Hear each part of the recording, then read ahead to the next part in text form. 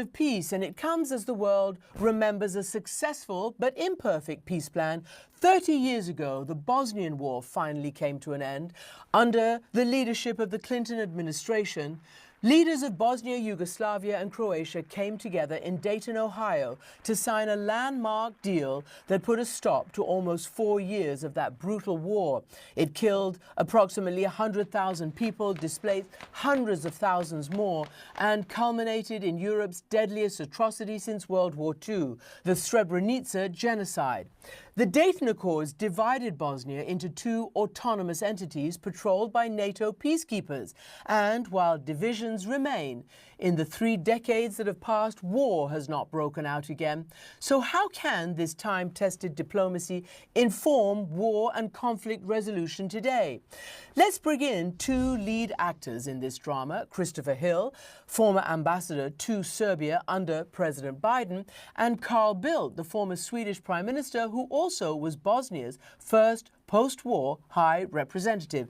Gentlemen, welcome to the program. And I can't think of 2 people more perfectly placed to discuss what's happening now and back then. So first to you, as former U.S. ambassador and deputy leader to Richard Holbrooke for Dayton.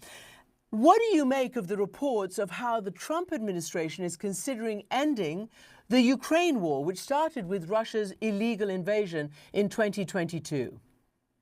Well, it's certainly an unusual approach. First of all, what you try to do is you try to make sure you're having kind of equal time for different sides. And from what we understand, this has been very much an effort with Russia rather than with Ukraine. So, I mean, there were times in Bosnia where I would go off and see Milosevic, and the insistence, and it was correct, was I should then make my way to Sarajevo, never see one without the other. So that's one thing that's kind of odd. The second is that rather than go to 28 points, and again, I speak as someone who doesn't know the inside game on this, you usually try to start with some principles, start with some concepts, what the overall war aims are, and see if those can be met, and then you articulate principles into points.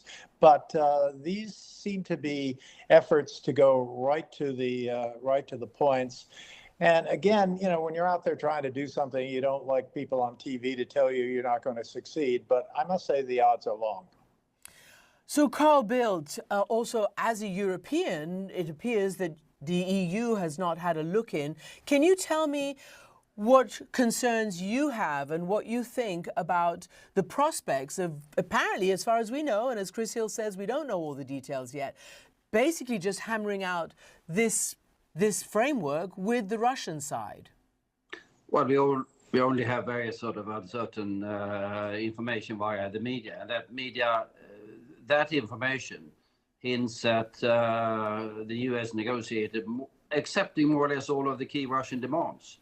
So I think, as a matter of fact, this is going to go nowhere, because what is reported in the media, there's no way that's going to fly either with the Ukrainians or with the Europeans.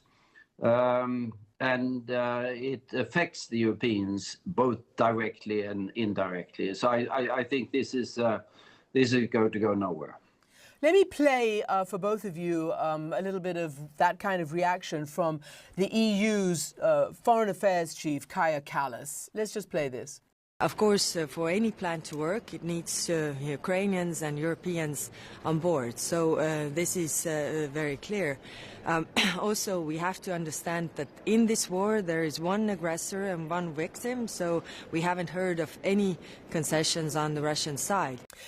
So I just want to ask you both, and also from your experience, especially dealing with the Serbian Yugoslav leader Slobodan Milosevic, you know, to bring an end to the war in Bosnia.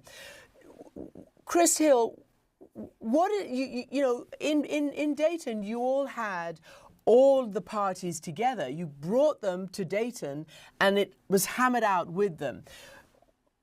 What are the perils of just not doing that in this case? Well, I mean, the issue is in Dayton, it was essentially to hammer out the details of something called a contact group plan. There were no surprises really to anybody as to what the principles of getting together were. I mean, obviously, Dayton turned out to be a tough slog over those 3 weeks, but it was kind of clear what we're